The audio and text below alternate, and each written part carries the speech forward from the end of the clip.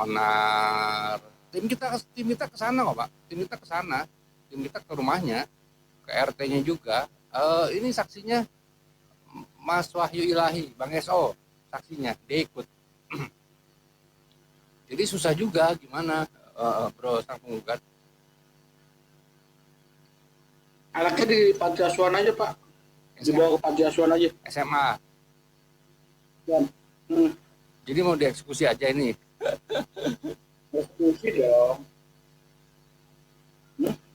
Apa mau dibikin hilang aja? Oh, saya barusan. Nanti kita bicara di bawah. Layar ya. Saya mau tanya, Pak mau eksekusi hukum apa mau dibikin hilang? Ya, kemarin juga saya berbicara begitu sama kakak saya lah ya. Mau hilang atau hukum, nggak hilang ya janganlah. Ya, kalau hilang sih gampang, Bro. Ya, kita hukum aja. Assalamualaikum warahmatullahi wabarakatuh. Berjumpa lagi dengan Dokter Debat ya. Saya nggak tahu ini channel kenapa, padahal kemarin sudah bagus, tapi tiba-tiba algoritmanya dihancurkan oleh YouTube. Saya nggak ngerti apa alasan YouTube menghancurkan algoritma channel ini, padahal secara jumlah subscriber ini sudah sangat cukup, tetapi jumlah jam tayang yang tidak cukup ya. Dan saya menganggap bahwa channel ini berpotensi seharusnya untuk kita pergunakan untuk tujuan yang lebih baik. Untuk itu kita akan fokus mengisi di channel ini juga. Dan di kesempatan ini teman-teman, ya di kesempatan ini kita akan membahas sadisnya para Polikardus dalam memperlakukan teman-teman mereka, atau bisa dibilang mantan teman ya, karena bagi mereka ini bukan teman lagi, sudah berkhianat, sudah menyerang mereka, sehingga sudah dianggap musuh. Jadi lebih cocok dikasih label mantan teman.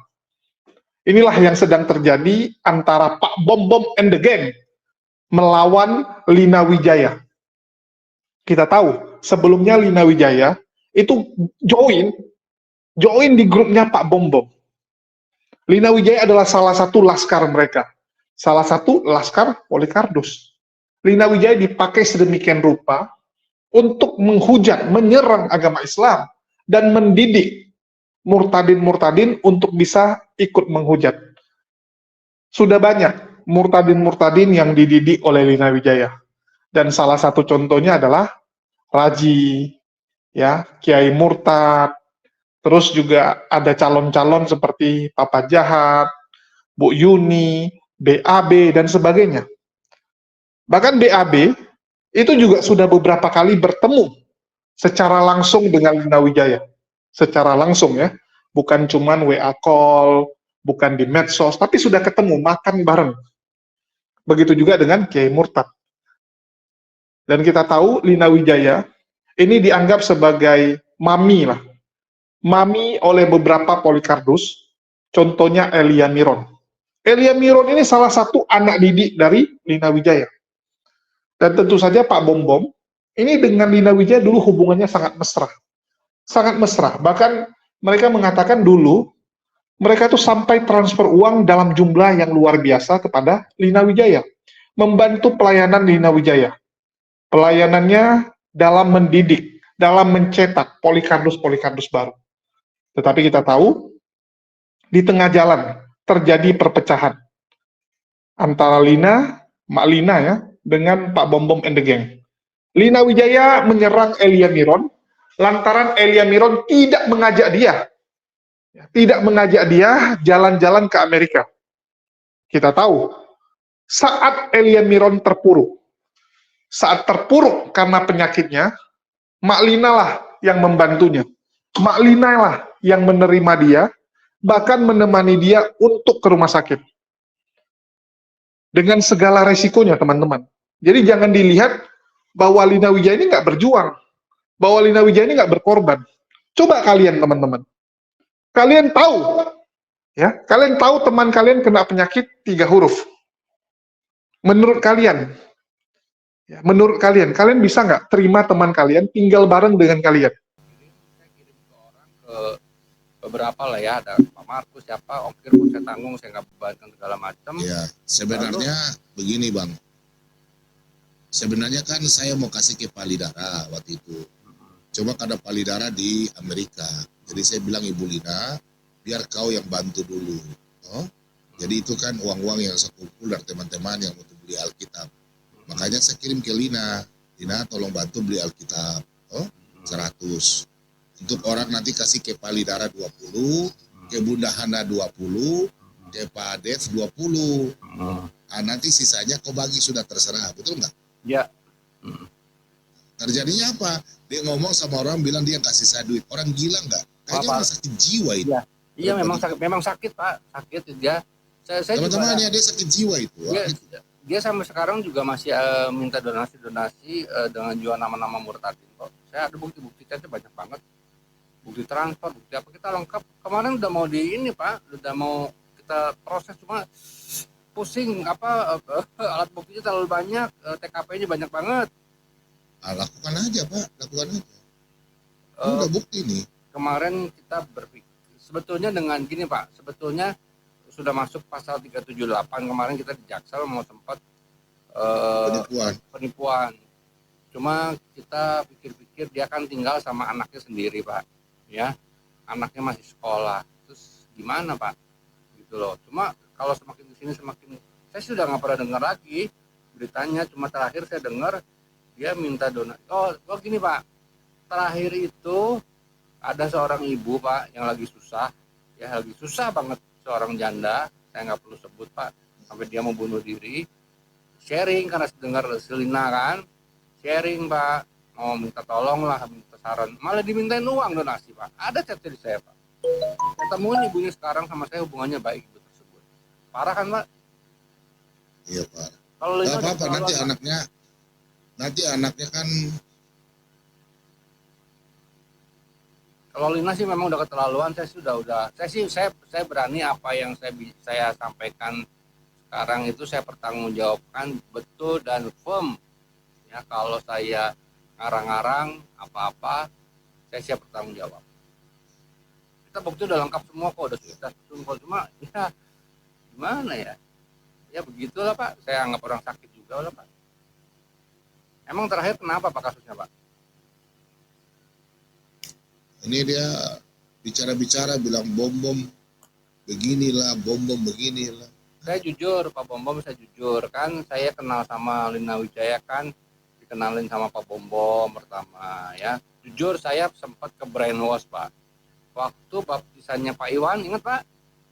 Yang Februari ya. Dia bilang saya bukan kepo, bukan mau ngadu-ngaduin ya. Dia bilang katanya Pak Bom udah cabut pendetaannya.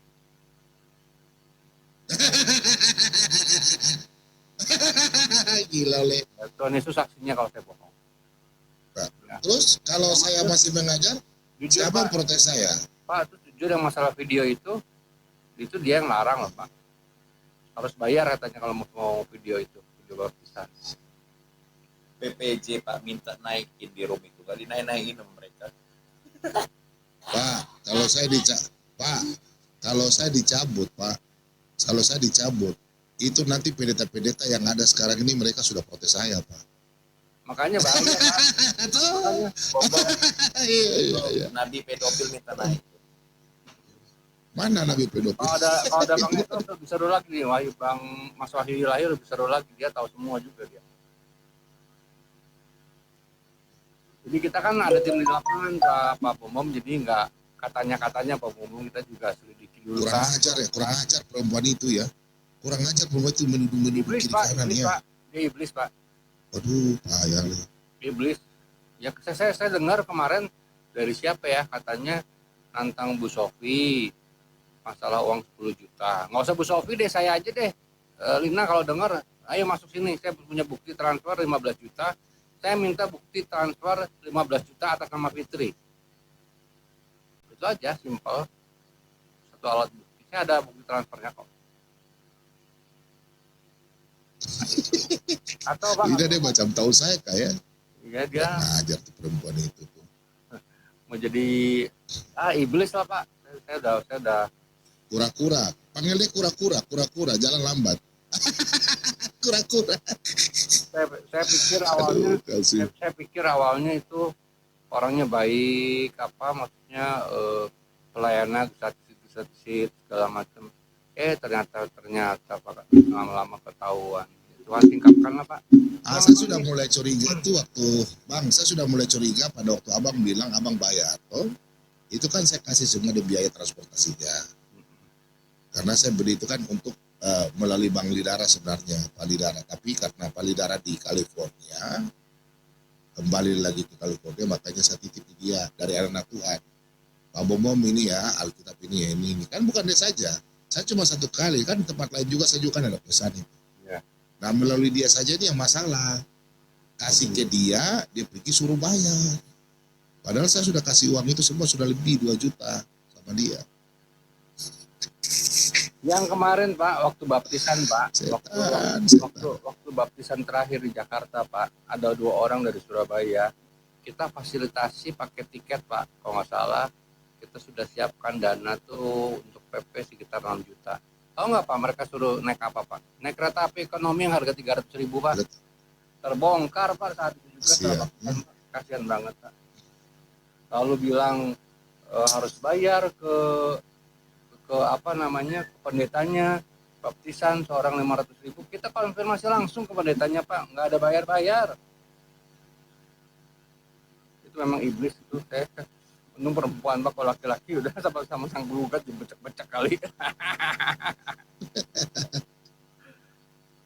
Iya dia kan. Yang saya mulai rasa lain tuh waktu dia menghina Elia kan, Elia Marion. Saya punya paspornya Elia Maron Pak, kirim dari dia. Ada Pak. Paspornya Elia Maron, fotonya jelas ada. Cuma saya kan saya keep aja. Nggak tahu tiba-tiba dia ngirim ke saya. Apa itu? Kalau nggak salah ya, koreksi kalau saya salah. Saya dengarnya sebelum saya kan sempat ngobrol sama Bro Elia juga. Kalau nggak salah. Lina itu ngancem kalau nggak dibawa ke Amerika atau kemana lah mau dibongkar datanya. Itu saya setahunya sesudahnya. Cuma kan sebelumnya dia kirim ke saya, ini loh foto aslinya Elia. Dia ceritanya dilebih-lebihin bla bla bla bla bla. Saya nggak usah cerita inilah yang nggak enak ya. Cuma ceritanya miris Pak. Saya sempat ngobrol sama Bro Elia juga sama nangis Bro Elia. Jahat banget mulutnya Pak.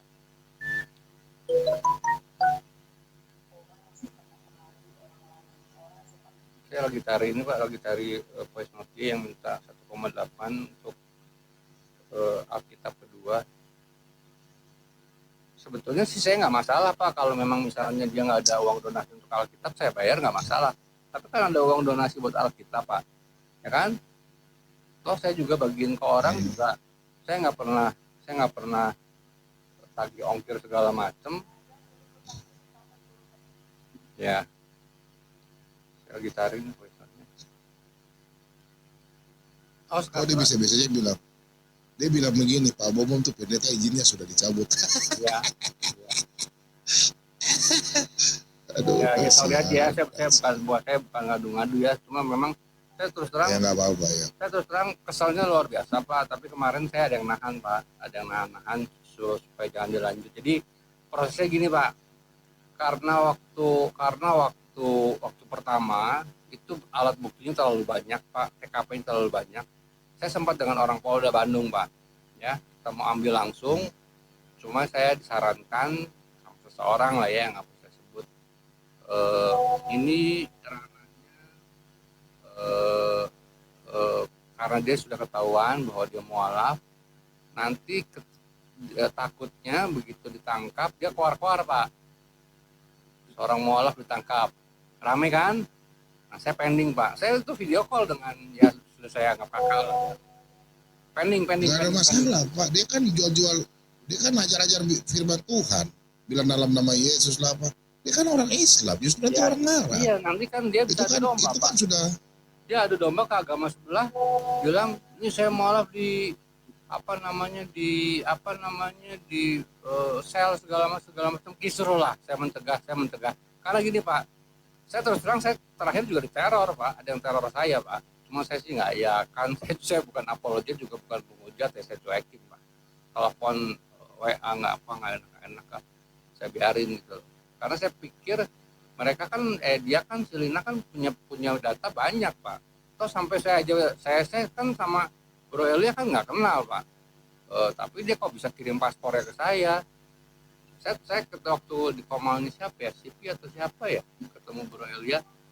Saya bilang, bro saya nggak kenal bro ya, tapi saya tahu nama bro siapa, inisialnya ini kan. Dia nangis Pak, dikirim ke saya paspornya. Gila tuh orang. Nah makanya saya kan langsung ambil langkah diam karena saya takutkan begitu Pak, gitu loh ya kan. Dia kan pegang data, udah ketemu siapa-siapa. Nah sekarang itu kan dia satu punya rombongan Pak, satu rombongan. Bapak dengar kasusnya Putri Sion? Dengar nggak Pak? Iya dengar. Itu kan saya juga yang bongkar Pak. Itu kan bohong semua Pak. Untung kejadiannya kan di Bandung. Saya cek ke kantor polisi, saya cek ke hotelnya, ternyata hoax semua Pak. Tapi sekarang ini ada lagi heboh lagi nih. Tadi orang lapor katanya Putri Sion ini membobardir apologet Kristen di channel Islam. Iya, saya juga Putri Sion. dengar. Saya kan dengar, barusan kan saya juga tanya ada di mana. Saya mau naik. Saya tahu kok Putri Sion kerja di mana. Tahu kok manajemennya saya kenal banget kok. Gampang kok kalau mau. Tapi kenapa dijual-jual orang Kristen di channel Islam ya? Nah gini Kenapa loh. anak Tuhan begini ya? Gini loh Pak Bumom, kelemahan kita itu kan nggak tega ya Pak Bumom ya, sejahat-jahatnya orang apalagi perempuan, nggak mungkin lah kita ambil tindakan apalagi secara hukum. Itu kalau kayak Silina Wijaya cuma satu alat bukti aja yang 15 juta itu langsung kena 378 loh itu loh Pak, ya kan. Cuma pikir kita kan bukan tipikal orang pengadu gitu. Ya udahlah gitu loh. Nah kalau Putri Sion saya tahu tempat kerjanya Pak, kebetulan ada hubungan kerjasama tempat kerjanya. Saya pernah cek dia tuh ada DM saya tuh bla bla bla bla bla. Nah, dia masuk jebakan saya, kamu kerja di mana, kenal sama ini nggak, kenal sama ini, kenal. Saya kenal, saya tahu Pak. Putri Sion udahlah jangan apa ya, udah rukun gitu loh, jangan cari gara-gara gitu loh. Kita kalau mau main hukuman gitu juga sebetulnya bisa, cuma kan kita bukan seperti itu ya Pak Bomom ya.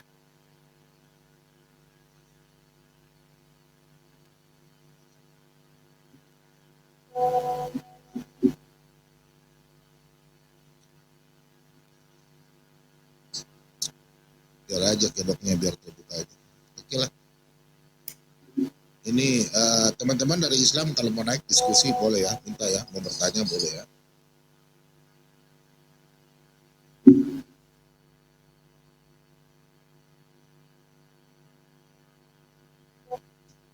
Nggak usah kalian bilang silent, nggak usah.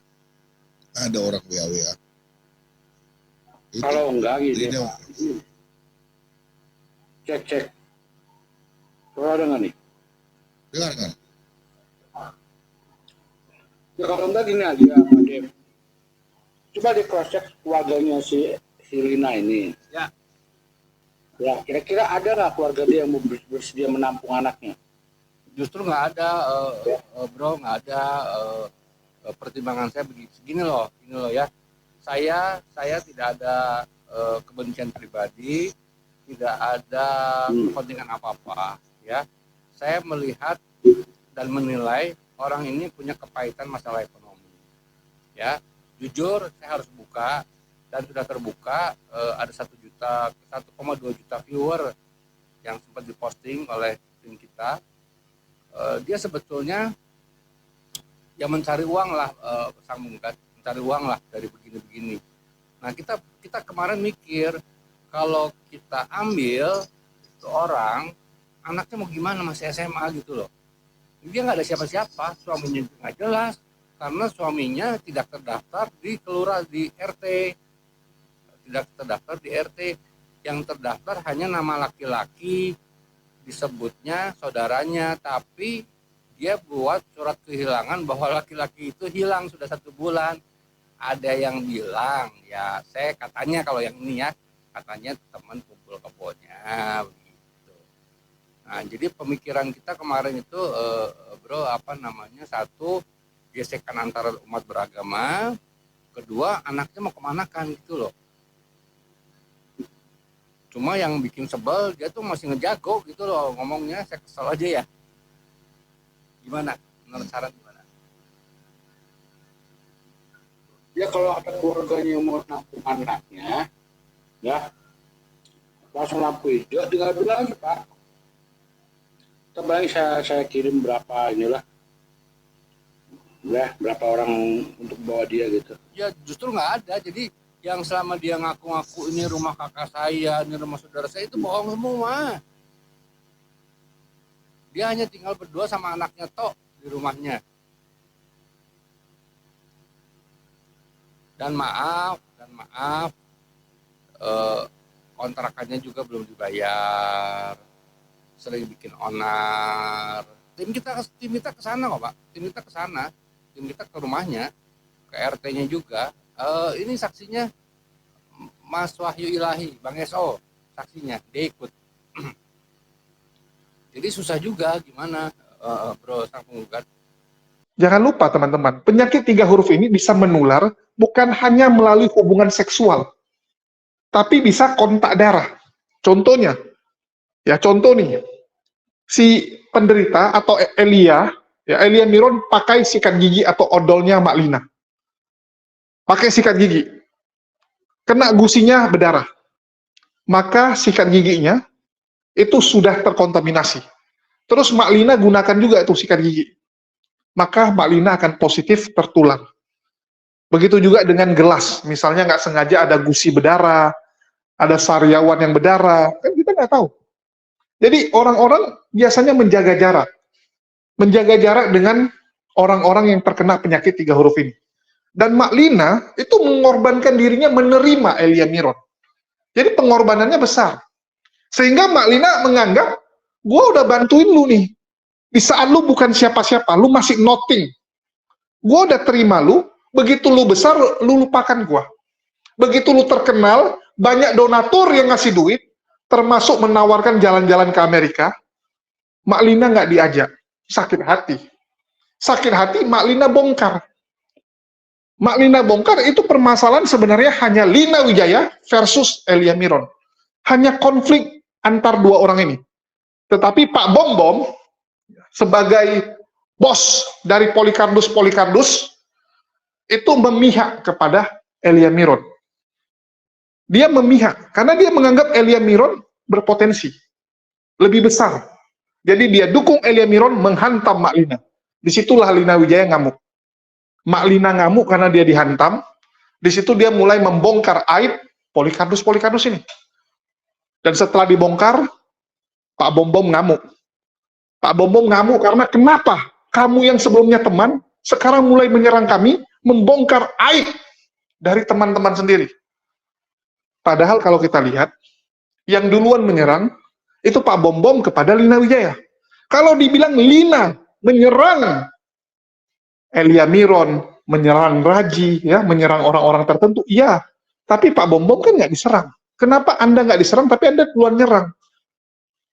Hanya karena Anda membela Elia Miron, Anda menyerang sesama kalian. Yang nggak benar siapa? Yang nggak benar siapa? Dan ini ada rencana busuk, teman-teman. Rencana busuk dari Polycardus, dari Pak Bom Bom and the Gang yang ingin melenyapkan Lina Wijaya. Jadi ini bukan masalah bagaimana menghentikan koar-koarnya, tetapi bagaimana melenyapkan Lina Wijaya supaya dia berhenti untuk membongkar aib Polycardus. Ngeri, teman-teman. Sudah punya rencana melenyapkan nyawa orang. Melenyapkan nyawa orang. Sadis. Udah kayak mafia mereka ini. Makin ke sini kita lihat, ini bukan diskusi lagi. Ini udah sindikat. Sindikat penjahat yang memang ingin merusak Indonesia, sehingga kalau ada orang mau membongkar rencana busuk mereka, itu akan mereka lenyapkan. Akan mereka gunakan segala cara untuk memastikan rencana busuk mereka tetap harus bisa berjalan. Termasuk, kalaupun harus membunuh kalian. Ngeri. Sadis. Sadis ini mereka, teman-teman. Dan ini mereka sampaikan secara terang-terangan, bahwa mereka itu bisa saja melenyapkan Lina Wijaya. Kalau Lina Wijaya terus-terusan membongkar aib, maka akan dilenyapkan. Dan kita bukan asal ngomong, ada buktinya. Ada rekamannya yang ngomong mereka sendiri. Ya, mari kita saksikan dulu videonya, teman-teman.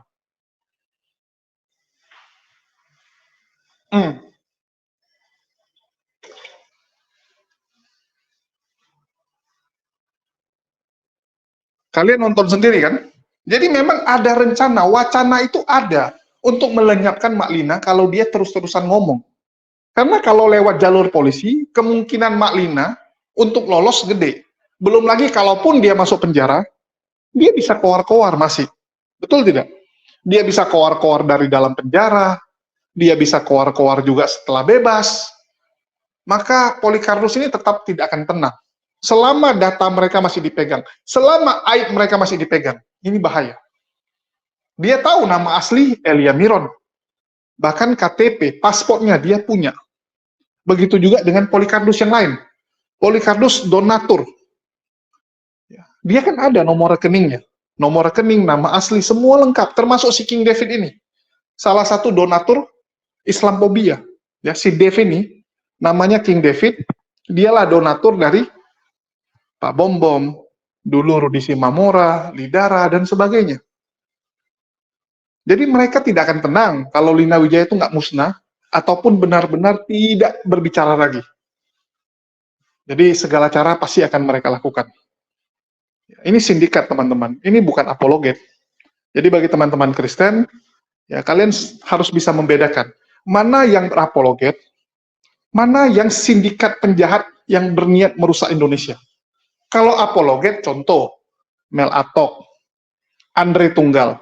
Walaupun kadang-kadang polemik ya, kadang-kadang membuat polemik, tetapi mereka lebih condong menjadi apologet, pembelaan iman. Bahkan si mampet ya mampet, walaupun kelakuannya nggak benar, walaupun dia suka merepet nggak jelas, ya, walaupun seperti emak-emak yang kerjanya marah-marah, tapi dia masih berapologet. Masih lebih condong berapologet daripada berpolemik. Beda dengan Polikarpus, yang memang niatnya itu ingin menghujat Islam. Mel Atok, Andre Tunggal, Esra Soru, Budi Asali, itu nggak menghujat Islam. Kalaupun kadang-kadang nyerempet, yaitu mungkin karena emosi, karena terbawa suasana, itu kita masih bisa maklumi. Ya, masih bisa maklumi gitu. Jadi kadang-kadang offset, tapi dia sadar, oh udah offset, balik lagi dia. Dia akan kembali.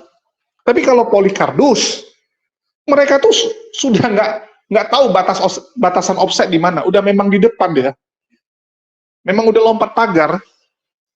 Kalau Polikarpus memang niatnya apa? Menghujat. Full hujatan, teman-teman.